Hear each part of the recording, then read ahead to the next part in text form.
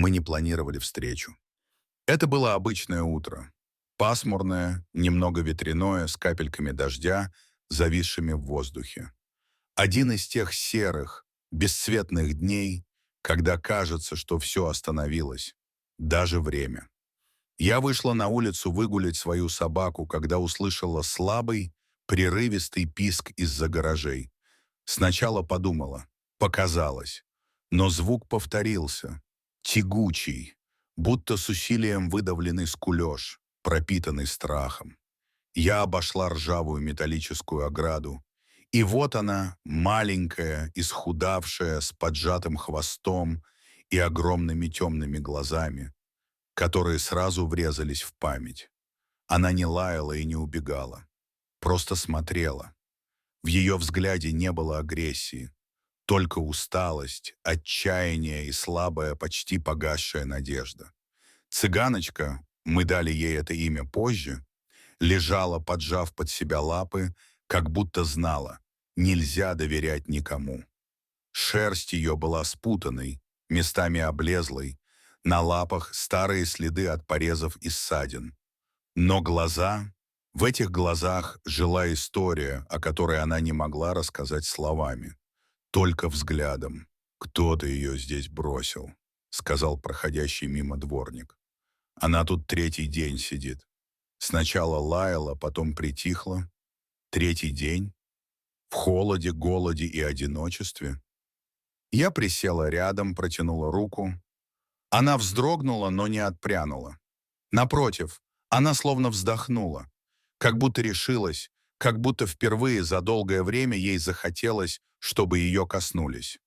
Мы с мужем не планировали брать еще одну собаку. У нас уже был старенький пес и кошка. Мы вели размеренную жизнь, где каждое утро начиналось одинаково. Без потрясений, без подвигов. Но цыганочка изменила все. В тот момент, когда я забрала ее на руки и почувствовала, насколько она легкая, как пушинка, я поняла, выбора у меня нет. Она не просто просила помощи. Она ее кричала своим молчанием. Позже, по косвенным признакам, мы начали догадываться, откуда она могла взяться. У нее был обрывок старого кожаного ошейника и следы от цепи на шее. Видимо, она жила на привязи, возможно, на стройке или у частного дома. Кто-то завел щенка, пока он был забавным, а потом просто отпустил или выгнал. Соседи говорили, что за пару недель до этого возле промзоны бегала черная собачка. Молодая, пугливая, с раной на боку. Пыталась прибиться к людям, заглядывала под воротни. Но все, что ее ждало — пинки, крики и брошенные камни. Видимо, так и дошла до нашего двора. Последний шанс, последняя надежда. В ту же ночь мы повезли ее в клинику. На прием к дежурному врачу. У нее была температура, обезвоживание, явная анемия. Ее тело не боролось, оно просто сдалось. Врач сказал, что в таком состоянии ее организм может не выдержать. Предложил усыпить, чтобы не мучилась. Я не смогла. Не после того, как она подняла на меня те глаза. В них была жизнь, слабая, едва тлеющая, но она была. Мы взяли ответственность, назвали ее цыганочкой. Из-за черной шерсти с теплым коричневым отливом и взгляда, в котором читалась дорога, одиночество и тайна. Цыганочка молча лежала у меня на коленях всю дорогу домой. Она не дрожала и не скулила. Словно решила, если это и есть конец, пусть он будет в тишине и покое. Но конец не наступил. Первые дни были тревожными.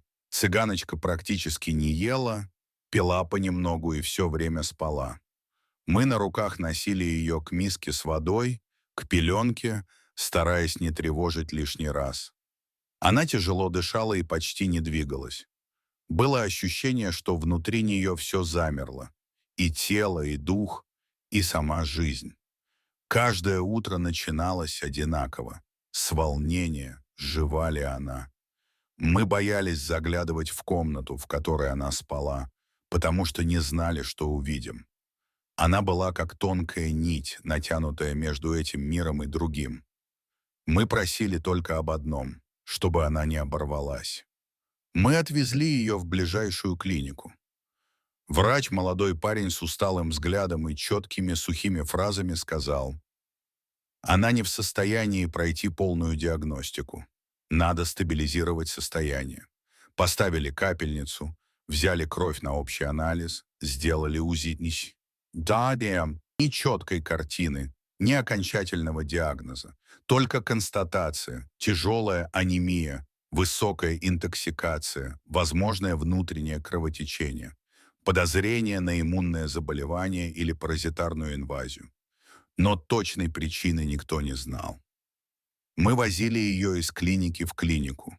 Каждый новый врач говорил: «Мы попытаемся», но не давал гарантий. И каждый раз мы слышали один и тот же вопрос: «Сколько вы готовы вложить в лечение?»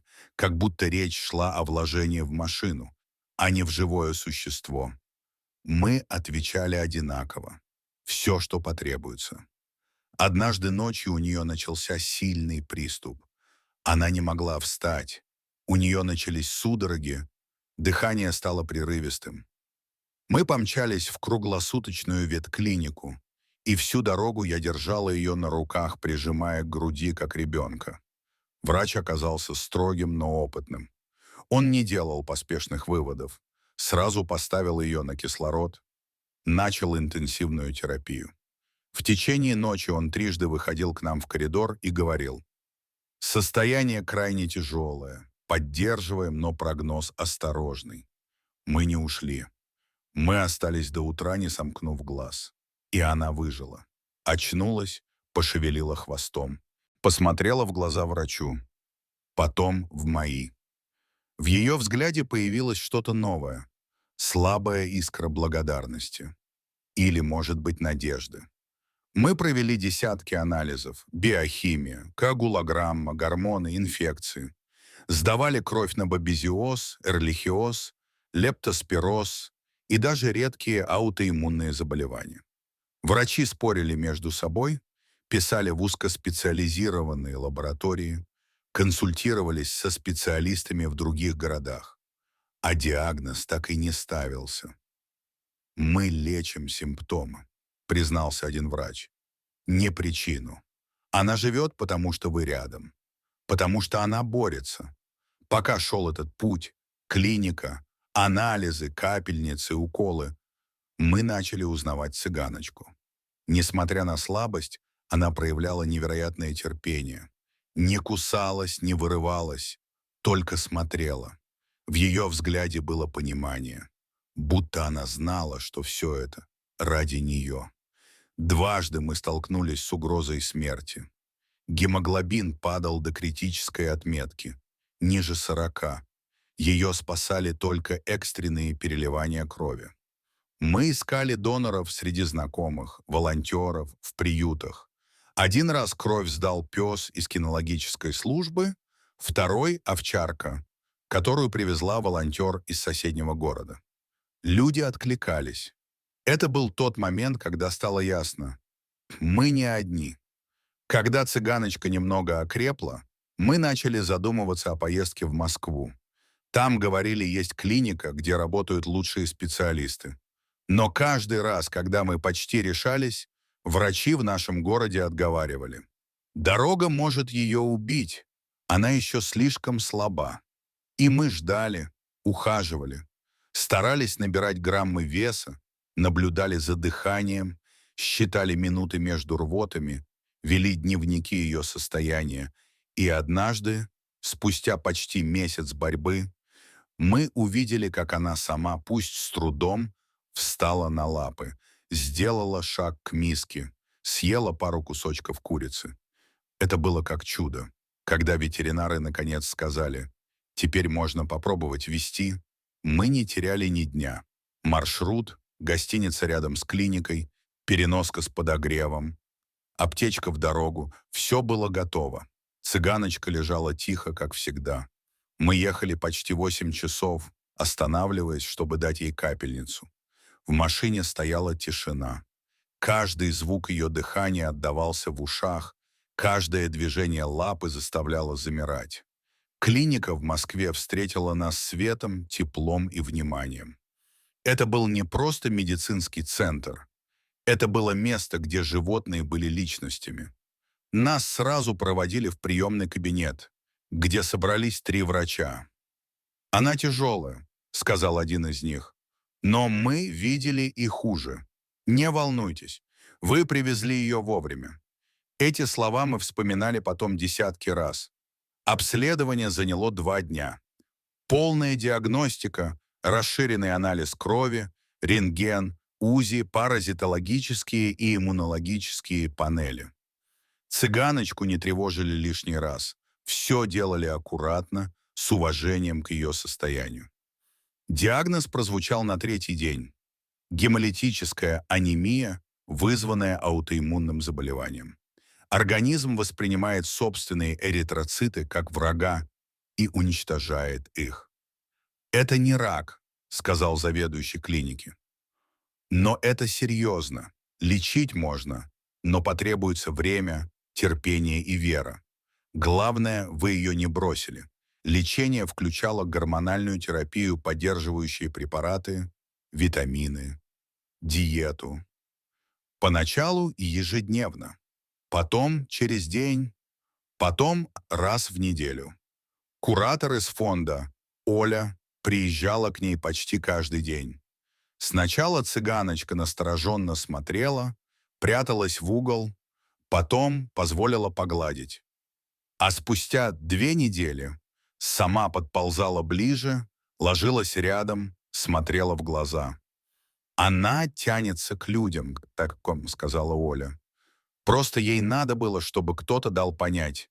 Не все причиняют боль». Со временем ее стали выводить на улицу. Маленькие прогулки по дорожкам. У клиники.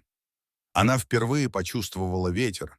Настоящий, не тот, что на заднем дворе в заброшенном районе. Она вдыхала запахи, смотрела на прохожих, слушала голоса. Она жила. Управляющий клиники предложил перевести цыганочку из стационара в свой кабинет. Пусть лежит рядом.